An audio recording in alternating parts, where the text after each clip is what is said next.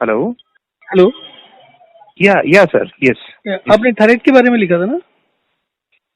हाँ जी, बिल्कुल। थायराइड के रिगार्डिंग सर मुझे जस्ट आपसे गाइडेंस चाहिए था कि आप जैसे मैंने जी प्लीज आप बताइए सर, मैं सुनता हूँ। अभी आवाज ठीक आ रही है आपको एकदम?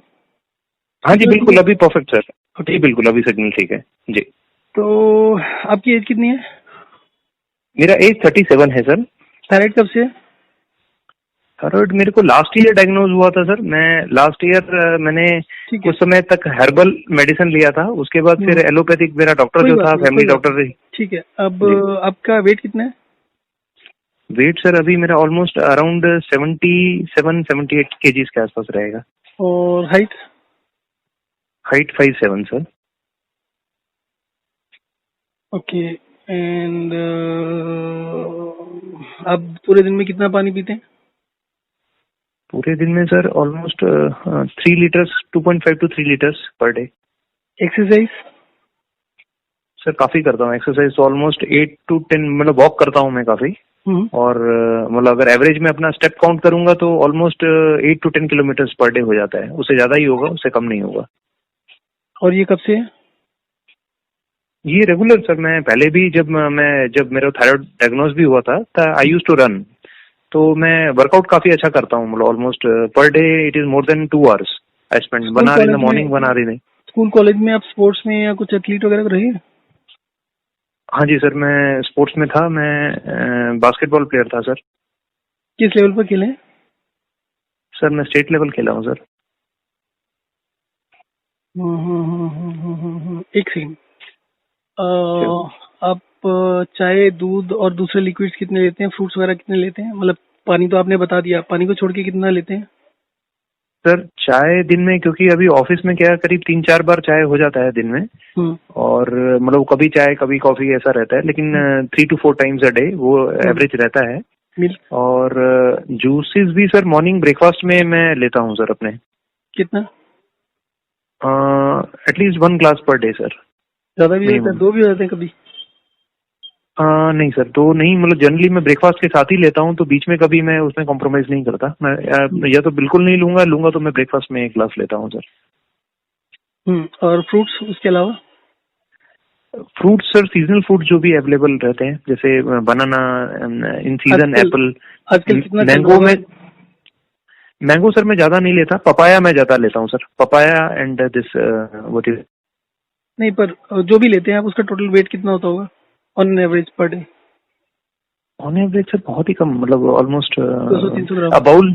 हाँ जी, लगभग उतना सर, एक बाउल में जितना आता है उतना। कोई और लिक्विड लेते हैं जैसे बटर मिल्क या कर्ड या कुछ इस टाइप से? हाँ जी सर, मैं कर्ड लेता हूँ। कर्ड में ऑलमोस्ट मिल्क भी लेता हूँ, जो प्लेन मिल्क रहता है विदाउट शुगर, वो भी ले लेता हूँ कभी कभी बीच में। और कर्ड, हाँ वो रेगुलर रहता है सर। और मिल्क कर्ड जो है, मिल्क सर अभी ना मैं आपको बताता हूँ, मिल्क अभी पिछले 1 साल से मैं कम ले रहा हूँ, बिकॉज मैं जब पूना शिफ्ट किया था तो यहाँ पे मिल्क उतना अच्छा क्वालिटी नहीं मिल रहा था।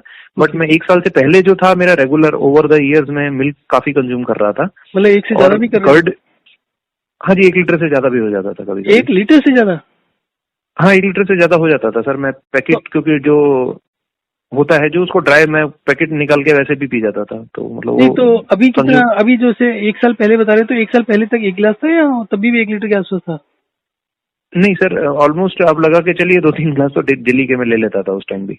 ओके ओके जी। अभी मतलब कहूंगा पिछले 1 साल में मैंने मिल्क कंज्यूम उतना ज्यादा नहीं किया, only with T and coffee जो भी अभी लेते हैं। तो मिल्क कंजम्पशन काफी कम हो गया मेरा अभी पिछले 1 साल से। अगर आप सबको ऐड करते हैं तो आपका जो ओवरऑल लॉन्ग रन में फ्लूइड कंजम्पशन है that is more than 5 litres. जी जी एग्जैक्टली सर, वो बिल्कुल रहेगा sir day to day basis पे। और सेकंड चीज है कि आप किसी जमाने में एथलीट रहे थे, अभी नहीं है। हाँ जी सर बिल्कुल। और आपकी वर्क की डिमांड भी नहीं है कि आप उतना एग्जर्ट करो अपने आप को। Exactly sir. बट लेकिन ये है सर, मेरा ना, मैं अभी जो जहाँ पे प्रोफाइल में हूँ, मैं एक्सपोर्ट देखता हूँ कंपनी में। और मेरा ट्रैवल रहता है, मतलब मोस्ट ऑफ द टाइम, क्योंकि मैं ट्रैवल करता हूँ अक्रॉस लोकेशंस। तो मूवमेंट तो मेरा मतलब रहेगा। हाँ, इसमें जो मतलब एक प्रोफाइल में जो इंक्लूडेड है वो रेस्ट कम है, क्योंकि मुझे ऑफ आवर्स में कभी रात को अर्ली मॉर्निंग्स मुझे ट्रैवल करना पड़ता है एयरपोर्ट्स पे। तो वो एक जो रेस्ट ऑल्सो नॉट इम्पोर्टेंट। जो सबसे इम्पोर्टेंट चीज समझ में आ रही है मेरे को, आपका जो मील का लेने का सिस्टम है उसमें आप कम से कम नहीं तो 6 बार ही खा लेते होंगे दिन में, खा लेते हैं या पी लेते हैं या जो भी कहिए उसको। जी जी जी जी जी और जितने भी लोग होते हैं जो एसिडिटी या डॉक्टर या डायबिटीज या किसी भी चीज को मैनेज करते हैं, चाहे वेट को मैनेज करते हैं, जैसे कि आप छोटे छोटे मील लो, ज्यादा लो, जी जी एंड जी। This whole world is sick because of this single advice. आप जितनी बार कम ओके खाओगे उतना ओके अच्छा रहेगा। दूसरा बोलते हैं छोटे मील्स लो, there is no science behind taking smaller meals, the science says only okay about big meals. आप ओके गले तक भर के ओके खाओ, कोई प्रॉब्लम नहीं है। ओके तो ओके ये पिछले 100 साल से ओके। जो चल रहा है ना कि महात्मा बोलते हैं जितनी रोटी खानी है, जितना भूख हो उससे एक रोटी कम खाओ and all that, there is no science behind that. जी मैं जी जी आपको जी इसको दो जी एंगल से बताने की कोशिश करता हूँ। जी पहला एंगल ये है कि हमारा जो डाइजेस्टिव सिस्टम है that consumes 20 to 30% of the total energy produced in the body. उससे पहले मैं एक और चीज बोलूंगा कि जितना भी हम खाते हैं that all the purpose is to get energy for the various functions of the body. Exactly हम एग्जैक्टली हमारे दिमाग में जो होता है वो एक ही चीज होती है, फिजिकल मूवमेंट्स, कि हमें फिजिकली जितना मूव करना है उसके लिए एनर्जी चाहिए हमें, which is true totally wrong. That's true. Okay 80% okay 60 to 80% of the energy is required for the working of the internal organs of the body. तो अगर आपका जी दैट मेटाबॉलिक रेट 2000 या 3000 है तो उसका 60 जी to 80% is used up by the internal organs. Okay now because of whatever habits we have, हमारा metabolic rate गिरने लगता है। मेटाबॉलिक रेट गिरने का सबसे ज्यादा कारण होता है to follow the same routines. आप रोज एक ही ओके जैसे टाइम पर खाना खाते हैं, एक ही जितना पानी पीते हैं, एक ही जितना दूध पीते हैं, एक ही जितना बाकी सब करते हैं, तो धीरे धीरे करके आपकी बॉडी में जो मिनरल्स और न्यूट्रिएंट्स होते हैं वो मिसमैच हो जाता है। मिसमैच का मतलब आपको पूरे न्यूट्रिएंट्स और जितने भी मिनरल्स होते हैं, जितने भी विटामिन होते हैं, वो एक पर्टिकुलर प्रोपोर्शन में चाहिए होते हैं। जी तो हमारी बॉडी में जी एलोबोरेट सिस्टम होता है जिसकी वजह से मे बी आपको इतने साल तक वो चीज महसूस नहीं हुई, मे बी 30 ईयर्स 35 ईयर्स तक यू हैड नो इश्यूज, जी बट जी वो धीरे धीरे करके डिटेरियोरेट हो रहा है। उसके अलावा जो दूसरी एक जी कॉमन चीज होती है कि जो डेथ होती है, डेथ होने का मतलब है कि आपका मेटाबॉलिक रेट कम हो रहा है, या आपका जो एजिंग जी होती है, एजिंग में एक ही फैक्टर कॉमन होता है और वो होता है आपका जी मेटाबॉलिक रेट कम हो रहा है। ट्रू और वो जी मेटाबॉलिक रेट जी कम होते होते क्या होता है, आपके वाइटल ऑर्गन्स के लिए जो वर्किंग के लिए जितना एनर्जी चाहिए होता है वो नहीं मिलता। And what is thyroid? Okay thyroid means a gland which controls the distribution of energy in the body. तो आप ये कह सकते हो कि जो जी जितने भी वाइटल ऑर्गन्स हैं, किसको कितना एनर्जी चाहिए, that is being controlled by thyroid gland. जी जी जी जी सो अब अगर आपके बॉडी में एनर्जी सफिशिएंट नहीं है तो क्योस होता है, तो बॉडी उसको कोशिश करती है दूसरे तरीके से ऑक्सीजन लेवल या कुछ और जो इसके थायराइड के जो वो होते हैं, क्या होता है वो T3 T4 और वो TSH वगैरह होता है। T3 T4 हाँ। तो अगर आप उसकी डिटेल्स TSH देखेंगे तो उसका भी उनका भी काम यही होता है कि जो availability of oxygen in the cells है उसको मैनिपुलेट किया जाता है बाय दीज जी स्टेजेस, जिससे कि आप ज्यादा एनर्जी प्रोड्यूस कर पाए। तो your body is okay being forced to produce more energy. फिर वो जब धीरे धीरे करके वो काम करना बंद कर देते हैं, then you have to take tablets to artificially manage that. पर अगर आप टेबलेट लेंगे तो दुनिया में का एक आदमी आज तक ठीक नहीं हुआ उससे। जी जी वो तो ठीक नहीं होता, वो तो मेंटेनेंस का है ना सिर्फ, कि आपके जो एग्जैक्टली सिम्टम्स आ रहे हैं उसको सप्रेस कर दिया जाए। तो आपका जो एग्जैक्टली एनर्जी लेवल है एग्जैक्टली वो कभी भी कोई भी मेडिसिन ठीक नहीं करती है। नाउ जी अब जी आप उसको छोटे छोटे एग्जाम्पल के से समझिए। आप सब्जी बनाते हैं, मान हाँ लीजिए जी आपको आधा किलो सब्जी बनानी है तो आपको 30 मिनट जी लगे। अगर एग्जैक्टली आप आधा किलो की जगह 1 किलो सब्जी बनाओगे तो कितना टाइम लगेगा? मे बी 2 मिनट फालतू। जी आपके जी 30, जी अगर आपको पहले आधे किलो में 30 मिनट लगे हैं तो पूरे किलो में आपके 60 मिनट तो नहीं लगेंगे। नहीं वैसा नहीं रहता है it be exactly marginally more than what it took for half A KG. True that's true sir अब आप अगर छोटा मील या लोगे तो आपके पेट की जितनी भी मूवमेंट होती है वो सारी की सारी मैकेनिकल मूवमेंट्स होती हैं। जी तो अगर आप 500 ग्राम खाओगे तो मूवमेंट्स जी ऑलमोस्ट पूरी होंगी, एनर्जी पूरी खर्चा होगा। तो अगर हम मान लेते हैं कि जी आपका टोटल मेटाबॉलिक रेट का 30% एनर्जी जो है डाइजेस्टिव सिस्टम में यूज हो रहा है, तो आप 6 बारी खाओगे जी तो may be it is stress further, वो और ज्यादा एनर्जी कंज्यूम कर रहा है, वो 30 की जगह 40 भी कर सकता है डाइजेस्टिव सिस्टम। और ओके उससे क्या है, दूसरे ओके ऑर्गन अफेक्ट होंगे, फिर वो फाइट एंड फ्लाइट शुरू होगा कि कभी कोई ऑर्गन मांग रहा है, कभी कोई ऑर्गन मांग रहा है, तो आपको पता चलेगा धीरे धीरे करके आपका डाइजेस्टिव सिस्टम स्लो डाउन होना शुरू हो गया। तो जो आप ओके खाते थे ओके उससे जितनी एनर्जी बननी चाहिए थी वो नहीं बनेगी फिर, अगर डाइजेस्टिव सिस्टम जी स्लो हो जी गया। जी जी now one of the ways of saving the energy is कि आप सारे दिन का खाना 2 बारी में खा लो। जितना खाना आप एग्जिस्टिंग खा रहे हो 5 या 6 या 7 बारी में, वो आप 2 बारी में खा लो। जी तो दैट वुड मीन कि Okay. आप एक सब्सटेंशियल एनर्जी, डाइजेस्टिव सिस्टम जितना एनर्जी कंज्यूम कर रहा है, may be you will save 40-30% और 20% of that. I would put Okay. It at at least 50% energy save हो जाएगी आपकी डाइजेस्टिव सिस्टम जो कंज्यूम कर रहा है, not the whole body but digestive system Okay. का। And since it is a very very substantial portion, 20-30% of the total energy, तो 10% भी सेव हो जाता है। तो जी दैट इज लेटर से 3000 का आप मेटाबॉलिक रेट पर काम करते हैं, तो आपका सीधा जी। सीधा 10% is 300 calories. 300 kilo calories. Yes तो 300 इज टू मच। तो आपको एक ही दिन में बहुत अच्छा लगने Okay. लगेगा। ऑन द जी। अदर साइड, क्योंकि हमने अगर खाने को 6 बार स्प्लिट करने की 2 बारी में स्प्लिट किया तो अमाउंट ही तो बढ़ा ना। तो उसमें जो एनर्जी, जैसे मैं उसका बता रहा था कि सब्जी बनाने में आधा किलो में भी उतना टाइम लगना है, किलो में भी उतना लगना है। तो अगर आप ज्यादा खाएंगे तो जी। एनर्जी में एक्सपेंडिचर में 1-2% का फर्क पड़ेगा, तो सब्सटेंशियल Okay. Saving Okay. होगी। दूसरी चीज क्या होगी कि आपका डाइजेस्टिव सिस्टम को आप चेक करते हैं कि वो एनर्जी कैसे बनाता है।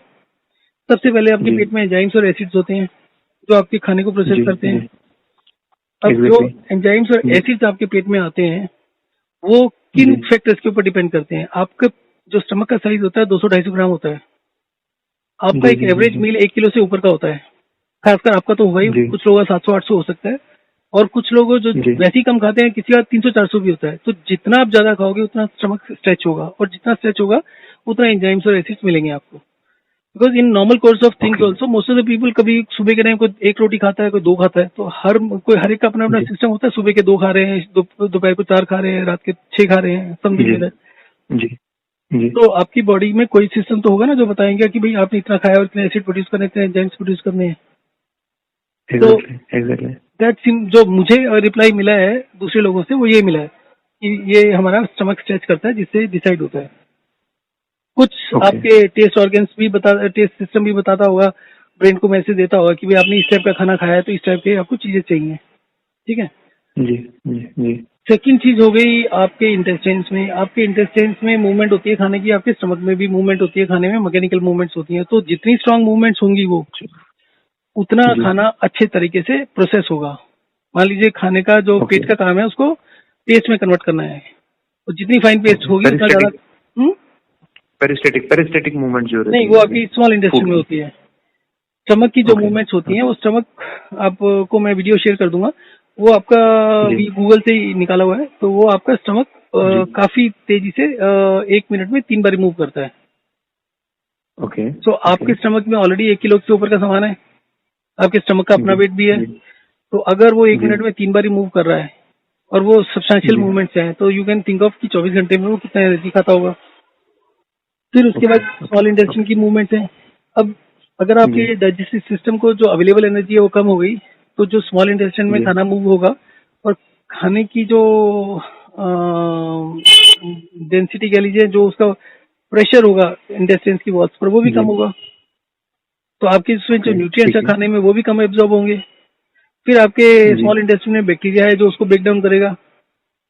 जी जी अगर आपका खाना डाइजेस्ट हुए बिना पीछे से खाए जा रहे हैं, वो आगे धकेल ही रहा है ना उसको खाने को। अगर जी वो धकेलता रहेगा तो एग्जैक्टली वो मूव तो करेगा, पर वो बैक्टीरिया उसको प्रॉपर प्रोसेस नहीं कर पाएगा, ब्रेक डाउन नहीं कर पाएगा, तो उसका फायदा ही नहीं है, वो एब्जॉर्ब ही नहीं होगा। जी सो द जी होल जी थिंग इज दैट कि आपका नॉर्मल प्रोसेस खराब हो गया, आपको 5 घंटे में डाइजेस्ट नहीं होता, 8 घंटे में तो होगा। 8 घंटे में क्या होगा कि यस आपका खाना जो है अनडाइजेस्टेड जबरदस्ती नहीं धकेला जा रहा। Small intestine also spending okay more time. और उससे भी बड़ी बात क्या होती है कि जो भी आपके एंजाइम्स और एसिड्स होते हैं वो सारे के सारे जी रीअब्जॉर्ब होते हैं।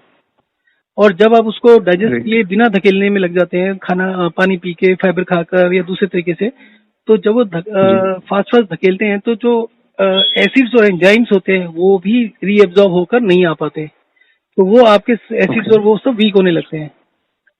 तो ये 4-5 ओके रीजंस होते हैं कि आपका डाइजेस्टिव सिस्टम, आपके खाने में जो न्यूट्रिएंट्स होता है उसमें से सिग्निफिकेंटली उसका एब्जॉर्प्शन कम हो जाता है न्यूट्रिएंट्स का। जब न्यूट्रिएंट ही नहीं है तो आपके सेल्स में भी कम जाएगा, तो वो डिस्प्रोपोर्शनेट होते रहेंगे और प्रॉब्लम्स बढ़ती रहेगी, आपकी एनर्जी कम होती जाएगी। जी तो okay no medicine okay can okay rectify that according to my understanding. Okay जो इतने सालों का फीडबैक है मेरे पास, 20-25 साल का, उसमें ये है कि अगर आप जी हाइड्रेशन डिहाइड्रेशन प्रिंसिपल को यूज करते हैं तो एक तो आपको पानी जी का फ्लक्चुएशन, क्योंकि आपका जो फ्लूइड होता है बॉडी का वो 3 जगह डिस्ट्रीब्यूटेड होता है। ब्लड 10% होता है, जी आपका जो सेल्स में फ्लूइड होता है वो 65%, 25% के करीब होता है जो सेल्स के बीच के स्पेस में होता है। तो blood is only A transporter. हमारे को सिर्फ ये होता है कि ब्लड में न्यूट्रिएंट है, ब्लड की क्वालिटी ठीक है, तो rest of the body is okay. Blood has no role to play in your health except as a transporter. आप ट्रक यूज करते हो डिलीवरी के लिए, that is the only role of the blood. आपका जो मेन फैक्ट्री है that is the cell. और usually इस तरीके के प्रोसेस में क्या होता है, जो आप सिस्टम फॉलो करते हैं उसमें आपका जैसे जैसे एनर्जी कम होती है तो आपका सेल्स ज्यादा फ्लूइड इकट्ठा करने लगता है, क्योंकि सेल्स का मेटाबॉलिक रेट डिपेंड करता है आपके कुछ फ्लूइड कंसंट्रेशन पर भी। आपका फ्लूइड कंसंट्रेशन ज्यादा है तो सेल्स ज्यादा एनर्जी प्रोड्यूस करेंगे, और अगर ज्यादा एनर्जी प्रोड्यूस कर रहे हैं तो उसका कहीं से कोई रिजल्ट आना चाहिए। पर जिससे कि आप फूड इंटेक करते हैं धीरे धीरे करके सेल्स का मेटाबॉलिक रेट कम हो जाता है और फ्लूइड इकट्ठा होने लगता है। फ्लूइड इकट्ठा होने से न्यूट्रिएंट्स का कंसंट्रेशन कम हो जाता है। न्यूट्रिएंट का कंसंट्रेशन कम होने से कम एनर्जी बनती है, और उस तरफ से भी आपका प्रोडक्शन ऑफ एनर्जी कम हो जाता है। एक तरफ एक्सपेंडिचर की बात है, दूसरी तरफ प्रोडक्शन की बात है। तो on one side by smaller meals you are spending 300 calories extra. On the other side जो आप खाना खा रहे हो उसमें जितने न्यूट्रिएंट वैल्यू है आप उसका कम एब्जॉर्ब करके आप ये सोच लो कि 10% वहां भी लूज कर रहे हो। अगर आपका खाना आपको 1000 कैलोरी दे सकता था तो वो मे भी आपको 200 मतलब 1000 की जगह 700 दे रहा है, 800 दे रहा है, 900 दे रहा है। तो अगर 4-5 मील ले रहे हैं तो 100 करके 300-400 कैलोरीज वहां आपका वेस्ट हो गया। तो अब उसका टारगेट ये था कि अगर आप दिन में 2 बार खाते हैं, 8 घंटे का ब्रैकेट है, तो जो खाना आप 5 घंटे में 5-5 घंटे बाद खाते हैं, अगर 3 मील्स भी हो तो एक तो वो खत्म हो जाता है। Milk has no nutrition value, that should be dropped immediately. वो आप कहीं नहीं 1 साल से कम है या बंद कर दिया तो वो बिल्कुल बंद कर दीजिए। जितने भी मिल्क प्रोडक्ट्स है सब बंद कर दीजिए। जो भी चीज आप रोज खाते हैं वो आपकी बॉडी में एक्सेस होती है, बॉडी उसके अगेंस्ट रेजिस्टेंस पैदा कर लेती है, वो आपको हेल्प नहीं करती है। तो एटलीस्ट 2-3 महीने के लिए तो बिल्कुल बंद कर दीजिए। और लॉन्ग रन में भी उसको कभी कभी लेना चाहे हफ्ते में 1 बार तो लीजिए, अदरवाइज कोई जरूरत नहीं है। Calcium plays no role in the bones after certain age. Maybe 2-4-5 साल तक या जब ग्रो कर रहे हैं तो कुछ कैल्शियम का रोल होता है, अदरवाइज कुछ नहीं होता। आपके खाने में नॉर्मल खाने में फूड में जितना होता है वो सफिशिएंट होता है। Now coming to your tea. Tea contains caffeine, and caffeine only and only reduces the absorption of the nutrients and fluids in the body. जी। तो अगर आपको न्यूट्रिएंट नहीं चाहिए तो खाने की जरूरत ही क्या है? तो you should not take any tea और coffee at all, that should be 0। अगर आप किसी पार्टी में जाएं, आपने 1 किलो की जगह 1.5 किलो खा लिया, मान लीजिए आपका रेगुलर मील 1 किलो, आपने 1.5 किलो खा लिया, एंड यू फीलिंग अनकंफर्टेबल, आप एक चाय ले सकते हैं ताकि वो एब्जॉर्ब नहीं हो ज्यादा और निकल जाए और आपको परेशानी नहीं हो। Otherwise, tea has no role to play in the body, and the same thing goes for tea milk products also. जो कर्ड है या जो बटर मिल्क है या कुछ भी लेते हैं वो similar role goes for the fruits and fruit juices also. Fruit juices play no role in the body. उसमें कुछ मिनरल्स और विटामिन होते हैं, और वो लिमिटेड मिनरल्स और जितने भी फ्रूट्स होते हैं सीजनल होते हैं। ये जबरदस्ती कोल्ड स्टोरेज वगैरह इसको वो बनाए हुए। आपका सीजन चल रहा है, आपने एक दिन 2 किलो 3 किलो फ्रूट खाना है, खा लो, but there is no point in taking on daily basis. Second क्या होता है कि आपकी रेंज होती है। मैं आपको एक एग्जांपल देता हूँ। छोटे बच्चे होते हैं ना, वो 4 साल से 15 साल तक बेड वेटिंग करते हैं, करीब 15-20% बच्चे दुनिया भर में। जी। अब उसकी बड़ी भयानक दवाइयां होती हैं, बच्चे मर भी जाते हैं उससे दवाइयों से। उसमें एक होता है एंटी ड्यूरेटिक हार्मोन। उससे क्या होता है कि जो पेशाब होता है वो जितना पेशाब बॉडी में बनता है, यूरिन बनता है, उसको कम कर देता है। अगर यूरिन कम बनेगा तो obviously fluid will build up in the body. अगर अननेसेसरी फ्लूइड बिल्डअप होगा बॉडी में रिक्वायरमेंट से ज्यादा, तो obviously it will damage everything. Kidney हो जाए, ब्रेन हो जाए, ब्लड प्रेशर हो जाए, सबको डैमेज करेगा वो। जी। अगर ये 4 साल के बच्चे को दे रहा है तो उसकी तो लाइफ खराब हो जाएगी बड़े होके। जी। दूसरी मेडिसिन होती है एंटीसाइकोटिक ड्रग, सेइंग कि आपके ब्लडर को मैसेजेस फालतू जा रहे हैं, जल्दी जा रहे हैं, तो ब्रेन को थोड़ा स्लो डाउन कर दो so that it does not send signals to urinate. अब जिस 4 साल के बच्चे को आप एंटीसाइकोटिक ड्रग दोगे तो वो पागल तो बनेगा ही। तो दीज आर द अब आप इसका नेचुरल क्योर क्या है? अगर आप किसी बच्चे नहीं, नेचुरल क्योर से पहले कि ये मेडिसिन क्या किसी बच्चे का बेड वेटिंग बंद करती है? नहीं करती। जितनी देर तक लेते हो सिर्फ उतनी देर तक काम करती है। जिस दिन आपने बंद कर दिया 2 दिन में 1 दिन में मेडिसिन काम करना बंद कर देती है। अब इसका इलाज क्या है? आपका ब्लडर जो है वो जितना फुल होता है, मान लो उसमें 100 ml यूरिन इकट्ठा होता है और ब्रेन सिग्नल भेज देता है। तो इसका मतलब क्या है कि जब उसमें 100 ml यूरिन होता है तो उसके जो टिश्यूज होते हैं वो टाइट हो जाते हैं और उसे एक सिग्नल निकलता है, ब्रेन तक पहुंचता है। अब आप क्या करो उस बच्चे को, आप उसको अगर मान लो रोज बच्चे का इंटेक पानी का इंटेक 1 लीटर है, तो एक दिन के लिए बढ़ा के 1.5 लीटर कर दो उसका, तो क्या होगा, ब्लड ज्यादा फूलेगा। जैसे गुब्बारा फूलता है, गुब्बारा फूलने के बाद उसको हवा निकाल दो तो क्या होता है, वो ढीला हो जाता है, ढीला हो जाता है। तो आपका ब्लड भी ढीला हो जाएगा, तो ब्रेन को सिग्नल नहीं जाएगा जल्दी जल्दी 100 ml पर, वो 150 ml पर जाएगा, तो बच्चा पेशाब नहीं करेगा। ओके। आप उसको 15-20 दिन में एक बार पानी का इंटेक बढ़ाओ, वो 1-2 बारी करने का पूरी लाइफ नहीं करेगा, क्योंकि उसका 1 या 2 बारी करोगे तो उसका वो परमानेंटली ही उसका कैपेसिटी बढ़ जाएगी। This is called bladder training. और इसी ब्लैडर ट्रेनिंग की वजह से बच्चा बड़ा होकर खेलने लगता है, कूदने लगता है, उसी एक्टिविटी करता है, घर बाहर से घूम के आता है, कॉलेज से आता है तो सीधा उठा के 1 लीटर पानी पी जाता है गर्मी में, तो क्या होता है, जो मैं बोल रहा हूँ वो ऑटोमेटिकली हो जाता है। तो इसलिए कहते हैं ब्लैडर ट्रेन हो गया, 15 साल में ठीक हो गया वो। छोटे बच्चे को तो माँ बाप संभाल के रखते हैं ना, केयर करते हैं, तो सारा कुछ लिमिटेड होता है उसका, बाहर जाना भी उसका रेस्ट्रिक्टेड होता है। तो जो मेडिसिन सिस्टम है वो सब कुछ बर्बाद कर रहा है, साइंस और कॉमन सेंस को सबको पीछे करता जा रहा है। तो यही चीजें आपकी बॉडी में हर जगह लगती हैं। आपके इंटरनल ऑर्गन्स अगर हेल्दी हैं, आप जितना मर्जी एक्सरसाइज कर लो, आज की डेट में आपको एक्सरसाइज की बिल्कुल भी जरूरत नहीं है, 1% भी नहीं है, क्योंकि ना तो आपने हाथ ज्यादा चलाने, ना पाँव चलाने, जैसे आप चल रहे हो। बाकी आपके व्हीकल्स हैं, ट्रांसपोर्ट चीजें एयर से जा रहे हैं, प्लेन से जा रहे हैं या ट्रेन से जा रहे हैं, तो आपका तो कुछ नहीं है, उसमें मोमेंट बैठे हुए हैं बस। तो आपके लिम्स की रिक्वायरमेंट 0 है। बट अगर आपके लिम्स स्ट्रांग होते भी हैं तो उससे कोई हार्ट थोड़ी स्ट्रांग होगा। There was a call 2 days back, एक मैराथन रनर है who last year run 90 kilometres ultra marathon, Japan में था शायद, and he has BP issues and he has heart issues now, and he's got himself checked in various places and there is no relief, and he trains every day. So ultimately the point is कि अगर आपका heart strong है, heart के muscle strong है, तो आप चाहे पूरे दिन बिस्तर पर लेटे रहो, आपके फिर भी पाँव के मसल्स अच्छे बनेंगे, तो हार्ट ने उसको सप्लाई करना है न्यूट्रिएंट। अगर आपके पैरों में न्यूट्रिएंट के मसल को सप्लाई अच्छा मिल रहा है तो वो हेल्दी रहेगा। बस यही होगा कि जब भी आप भागोगे, थोड़ी सी दिक्कत होगी, 4 दिन ट्रेन करोगे, अपने आप को ठीक हो जाओगे। So the problem is that कि हमें ये सिखाया जा रहा है कि एक्सरसाइज करके हमारे इंटरनल जो ऑर्गन्स होते हैं वो स्ट्रांग होते हैं। अब किसी स्पोर्ट्स पर्सन को उठा के देख लो, जब वो थोड़ा सा भी इनएक्टिव होता है और थोड़ा सा भी रूल्स को फॉलो करना बंद होता है, इनके तो बहुत से ट्रेनर्स वगैरह, न्यूट्रिशन वगैरह सब कुछ होते हैं, इनके मैनेजर बड़े लोगों के, तो यू वोंट रियलाइज एक्चुअली वो क्या कर रहे हैं।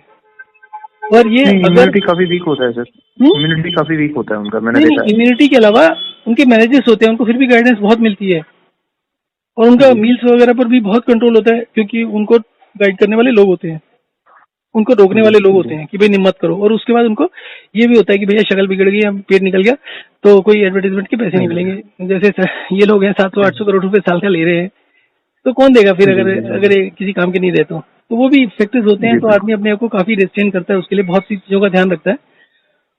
सो कमिंग बैक टू थायराइड, तो you need to increase your energy levels. तो आप अगर 2 मील्स पर आते हो, और यूजली उसका मेरा टाइम सजेस्टेड रहता है 9 बजे से 10 बजे सुबह और 6 बजे शाम को। दूसरा होता है फ्लूइड रेस्ट्रिक्शंस। आप जितना पानी लेते हो, फ्लूइड रेस्ट्रिक्शन के अलावा जो इंटरनल ऑर्गन्स की आप एक्सरसाइज कर सकते हो, वो सिर्फ और सिर्फ हाइड्रेशन डिहाइड्रेशन से कर सकते हो। आप पुशअप्स करते हैं, आपके मसल्स काम करते हैं, आप एक बार कॉन्ट्रैक्ट होता है, एक बार रिलैक्स होता है। कॉन्ट्रैक्ट होगा तो उसके अंदर जितना भी एग्जिस्टिंग फ्लूइड होगा वो निकल जाएगा, जो रिलैक्स होगा तो उसमें फ्लूइड आ जाएगा। अगर आपके इंटेस्टाइन्स को देखा जाए, छोटी आंख को देखा जाए, आपने फोटो देखी हुई है, गुच्छा सा बना होता है, 25 फुट की करीब होती है। तो उस जब आप भाग रहे हो तो उसको शॉक लग रहा है, वो खराब हो रहे हैं, वो डैमेज हो रहे हैं, तो कोई एक्सरसाइज नहीं हो रही, उसमें ब्लड सर्कुलेशन नहीं चल रहा उसमें, because your intestines play no role in your running. तो जितना भी आपका ब्लड सर्कुलेशन होगा वो तो आपके टांगों के मसल्स की तरफ भागेगा ना। So rest of the organs will suffer during that period. उस रेस्ट ऑफ द ऑर्गन्स जो इंटरनल ऑर्गन्स हैं और जो आपके बॉडी के हेल्थ के लिए सबसे इंपॉर्टेंट होते हैं, उसकी एक्सरसाइज होती है हाइड्रेशन डिहाइड्रेशन से। जैसे आपने पुशअप्स वगैरह किया, उसी तरीके से जिस दिन आप 5 लीटर पानी पियोगे, आपका हाइट के हिसाब से 4 litre is more than enough in a day, ठीक है। तो जिस दिन आप 5 लीटर पानी, 4 लीटर पानी पियेंगे, उसका सिस्टम होता है कि 1 घंटे में 1 गिलास पीते रहो, इससे ज्यादा मत पियो। तो आपकी पूरी बॉडी जो होती है वो धीरे धीरे करके फुल हो जाएगी फ्लूइड से, पानी से। एंड अगर आप उस दिन वेट भी देखोगे, you will gain also weight 1-1.5 kg के करीब। कुछ पानी तो यूरिन में निकल जाएगा, but still overall there will be increase in the weight. तो आपके जितने भी इंटरनल ऑर्गन्स हो गए, चाहे वो छोटी हाथ हो गई या बड़ी हाथ हो गई, कुछ भी हो गया, सब में पानी भर गया। जब वो पानी तभी भरेगा ना जब एग्जिस्टिंग फ्लूइड निकलेगा। नेक्स्ट से पानी बंद कर दो, नेक्स्ट से पानी बंद करोगे तो सारा का सारा ब्लड उसमें भर जाएगा, तो न्यूट्रिएंट्स भर जाएंगे। तो इसका मतलब है कि जिस दिन आप हाइड्रेशन और डिहाइड्रेशन का 2 दिन का साइकिल चलाओगे, आपके इंटरनल ऑर्गन्स की 1 दिन के अंदर हेल्थ एकदम से शूट अप कर जाएगी। ओके। जो आदमी मरने वाला होता है, जिसको डॉक्टर डिक्लेयर कर देता है 24 घंटे में मर जाएगा, अगर ये 2 दिन चला दो 60% रिकवर हो जाता है 2 दिन में।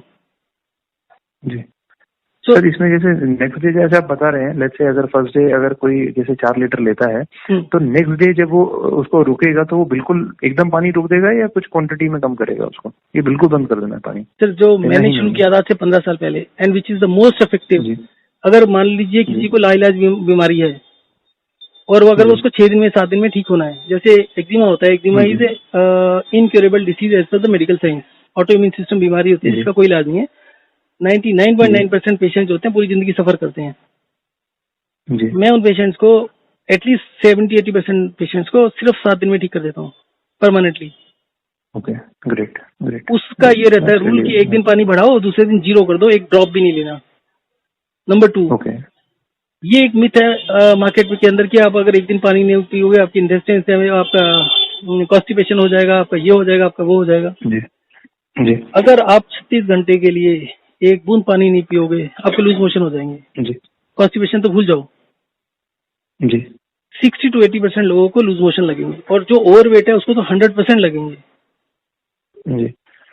नहीं खैर, मेरा एक्सपीरियंस है इसका, क्योंकि मैंने पहले क्योंकि मैं बाय कास्ट ब्राह्मण हूँ और मैं फास्टिंग करता था पहले ट्यूसडे का, बजरंग बली का। तो आई यूज टू कीप फास्ट, मतलब जो निर्जल जो बोलते हैं जिसको, जिसमें खाना और पानी दोनों नहीं लेते, तो I have kept that fasting. तो मुझे एक्सपीरियंस है, मतलब ऐसा कुछ प्रॉब्लम नहीं होता उसमें, 24 घंटे आराम से निकल जाते हैं इसके बावजूद विदाउट वाटर एंड फूड। इसके बावजूद कि हिंदुस्तान में करोड़ों लोग ये व्रत रखते हैं, उन करोड़ों लोगों का एविडेंस है, फिर भी मेडिकल साइंस अपने आप को एविडेंस बेस बोलती है। Majority of the evidence says कि there is no harm of that. आप 24 घंटे पानी छोड़ते हो, मैं तो 60-60 घंटे पानी की एक बूंद लिए भी ना रहा हूँ और पूरा दिन एक्टिव, पूरे दिन 6 से 8 घंटे वॉकिंग है। तो ये तो बोलते हैं ना, जैसे करवा चौथ होता है, लेडीज पानी पीना बंद करती है सिर्फ 12 घंटे के लिए, 13 घंटे के लिए, और उनको दोपहर तक सर दर्द हो जाता है। गारंटीड है कि कोई भी आदमी 36 घंटे के लिए पानी की एक बूंद नहीं लेगा, खाने के एक दाना नहीं लेगा, उसको सर दर्द बिल्कुल भी नहीं होगा, and he will be very energetic. तो only point is he has to do walk and rest. जब आप 5 मिनट चलते हो ना, तो आपके सेल्स जो होते हैं, जो एक्स्ट्रा वाटर कैरी करते हैं, वो पानी को लूज करते हैं, रिलीज कर देते हैं थोड़ा सा, टू जनरेट मोर एनर्जी। क्योंकि सेल्स का पानी कम होगा तो cells will be able to generate more energy. ठीक है, तो वो एनर्जी अगर जनरेट हो गई तो आपकी जो भूख लगती है, आपको जो प्यास लगती है, उसका एक बेसिक जो कारण होता है, वो कारण होता है कि आपके जो वाइटल ऑर्गन्स है उनकी जो मिनिमम रिक्वायरमेंट एनर्जी की वो पूरी नहीं हो रही। तो जब आप 5 मिनट चल के 5 मिनट लेट जाते हो तो चलने से क्या होता है, पानी लूज होता है। परंतु अगर आप चलते रहोगे तो सेल्स इन्फ्लेम हो गए, सेल्स एक टाइम में ज्यादा पानी नहीं छोड़ते कभी भी। बॉडी का एक कंट्रोल मैकेनिज्म है।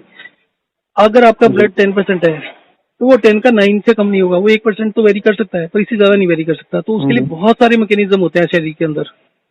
अगर आपके सेल्स में 65% है तो एक दिन में 65 का 70 नहीं हो सकता, चाहे आप 10 लीटर पानी पी लो, चाहे 15 पी लो। उसमें जो वेरिएशन होते हैं वो थोड़े थोड़े होते हैं। ठीक है, आपका 5 साल में तो वेरिएशन हो सकता है, पर अगर आप कहो कि 2 दिन में पानी कम या ज्यादा करके, नहीं होगा। क्योंकि अगर आपने 2 दिन ज्यादा पानी पी लिया या कम पी लिया तो बंदा मर जाएगा। तो बॉडी के अंदर सेल्फ रेगुलेटिंग मैकेनिज्म्स होते हैं जिससे उसको खास फर्क नहीं पड़ता और वो धीरे धीरे बीमार होता है।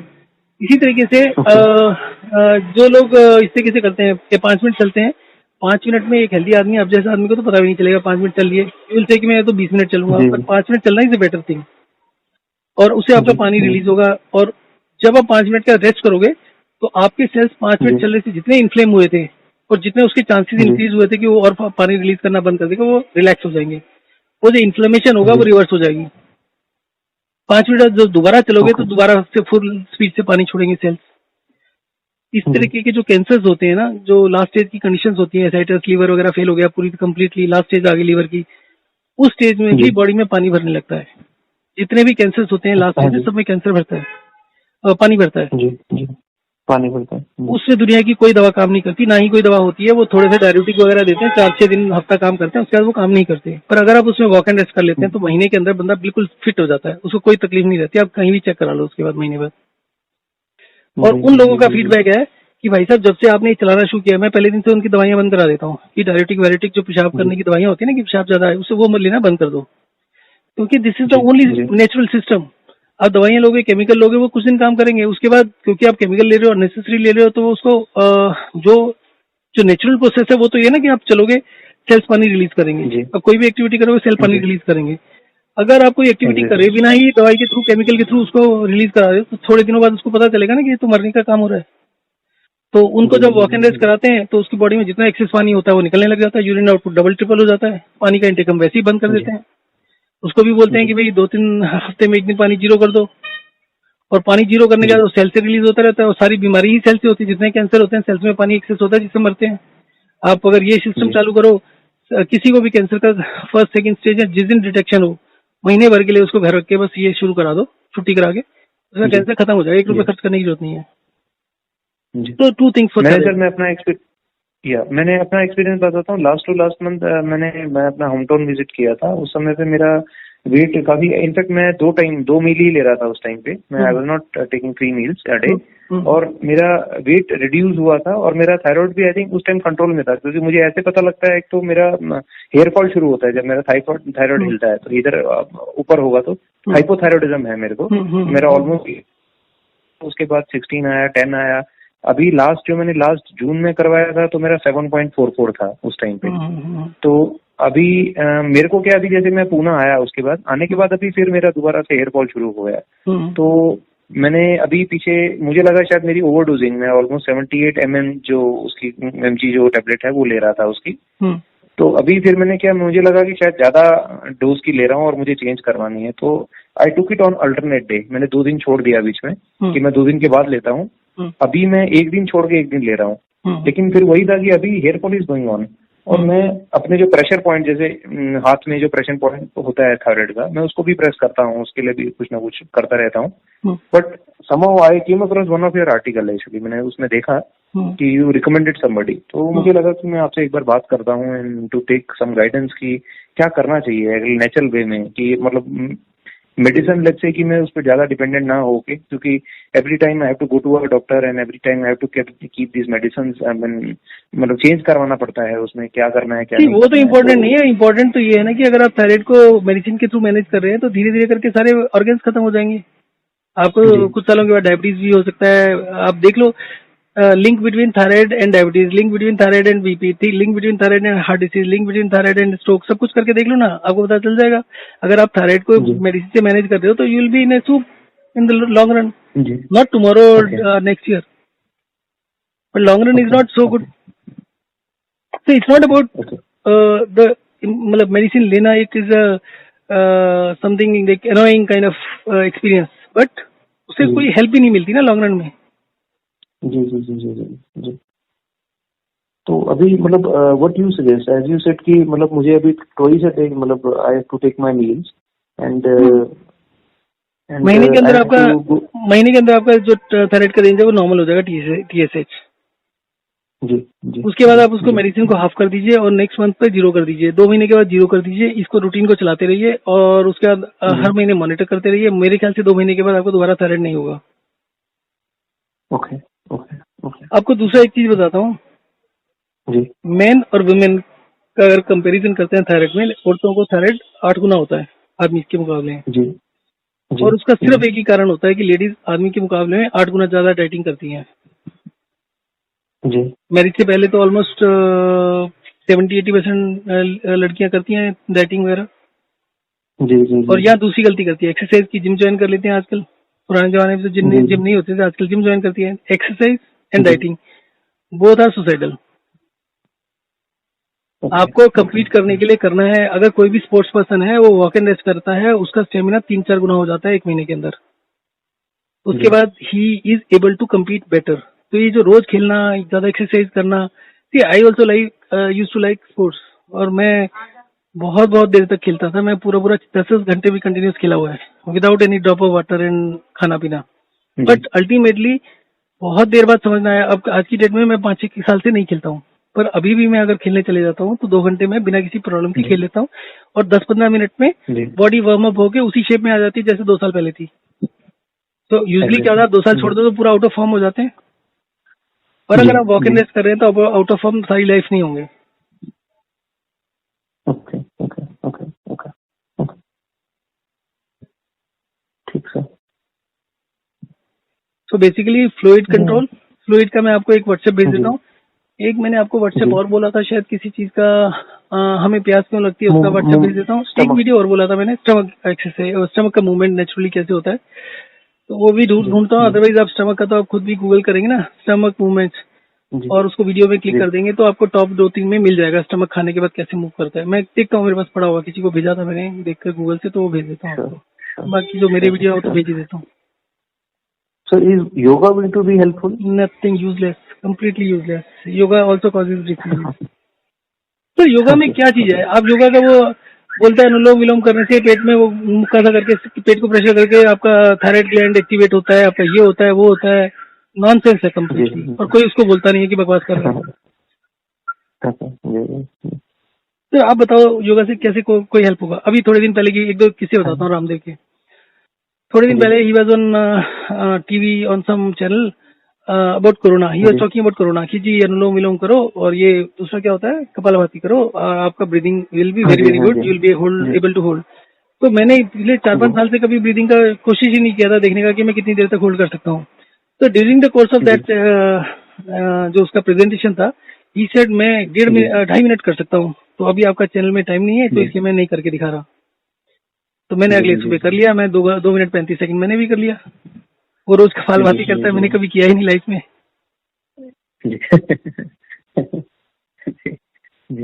तो उसी तरीके से दूसरी बहुत सारी चीजें हैं जो लोग रोज प्रैक्टिस करते हैं, उनसे कंपेयर कर लो। एक बार मैं किसी पार्क में गया था, उसमें भी लोग उसमें तो ब्रीदिंग की वो ओम करके बोलते हैं लंबा, तो मैंने देखा कि वो लोग 2 बारी बोलते हैं, मैं एक ही बारी में बोल लेता हूँ। मतलब मैं एक सांस में इतना लंबा सांस को खींच लेता हूँ, उनकी 2 सांस खत्म हो जाती है। जी जी जी जी। So basically these things do not work. Why these do not work? I'll explain that also. आपका rate of breathing will depend कि आपके सेल्स में कितना पानी है। कभी आप हॉस्पिटल जाएं, कभी आप आईसीयू में जाएं तो एक रेस्पिरेटरी रेट लगा होता है, मॉनिटर लगा होता है। हाँ जी, हाँ जी। ज्यादातर लोगों का रेस्पिरेशन रेट 18 से ऊपर होता है, यूजली 20 से ऊपर होता है, और जब वो 22-23 पहुंच जाता है तो वो बंदे क्रिटिकल हो जाते हैं। हाँ जी। और जब वो ठीक होने लगते हैं तो 16 के नीचे आ जाता है। ठीक है। अच्छा। आपके शरीर में जितना पानी होगा that will decide your breathing rate. और अगर ज्यादा पानी है सेल्स में तो आपका मेटाबॉलिक रेट तेजी से गिरने लगता है, and it becomes very very serious issue. So आपके ब्रीदिंग करने से आपके शरीर का पानी कम नहीं होता। आप जिस दिन डिहाइड्रेट करोगे, धीरे धीरे अपनी सांस को मॉनिटर करो, सांस पर वॉच योर ब्रीदिंग। आपकी ब्रीदिंग अपने आप डीप हो जाएगी, आपका अनुलोम विलोम नेचुरल तरीके से होगा। आपको जबरदस्ती करने की जरूरत नहीं है, टाइम वेस्ट करने की जरूरत नहीं है। आपका 24 के 24 घंटे जिस दिन पानी छोड़ा होगा उस दिन अनुलोम विलोम होगा, विदाउट यू नोइंग। तो ये जितना भी चीजें जिसको बोलते हैं नेचुरल है, ये हमारा 5000 साल पुराना है, 20,000 पुराना है साल, these are meaningless.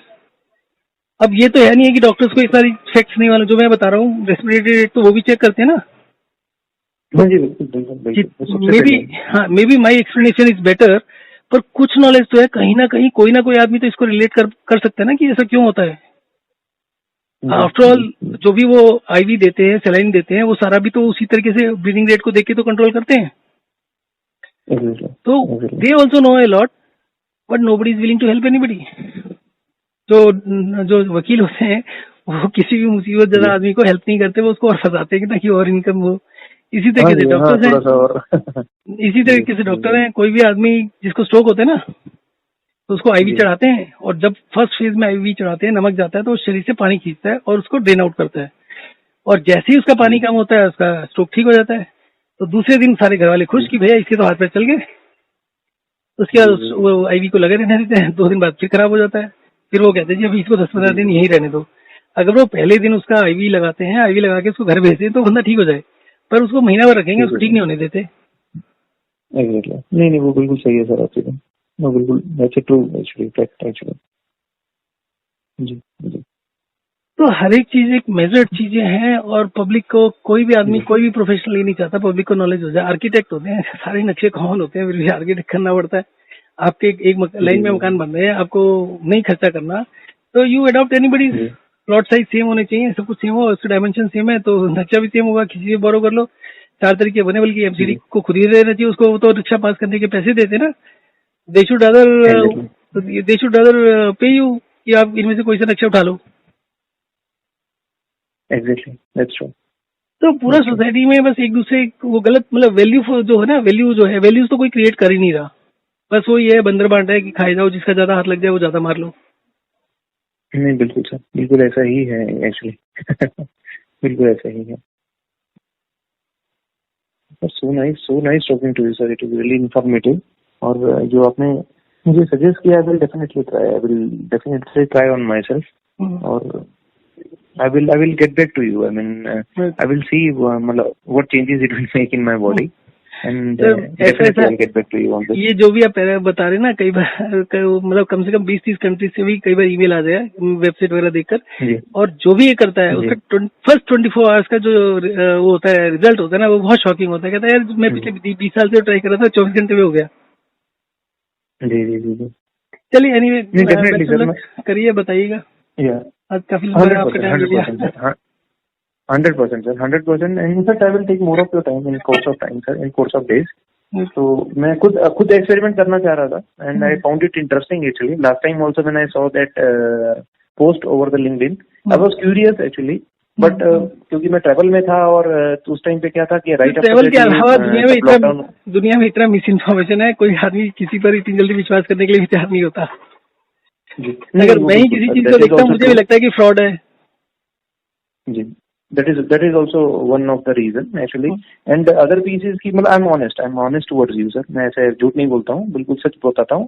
I was in travel and I also thought कि मुझे वो थोड़ा सा लगा, वो डाइसी लगा, but I thought make up a mind कि मैं आपसे बात जरूर करूंगा, maybe on that topic or something else. But now when I'm facing this when I'm facing this problem, तो today I was sitting idle, मैंने सोचा कि चलो सर से एक बार बात करता हूँ, मैं पूछता हूँ बेसिकली क्या चीजें हैं, कैसे वर्क करती हैं, and there is no harm in trying sir। मतलब जो आपने चीजें बोली हैं, I don't think there is any harm in trying, so I'll try it on myself and I'll be sharing my experience with you sir। Thank you very much. Thank you. Yeah. So nice sir, so nice।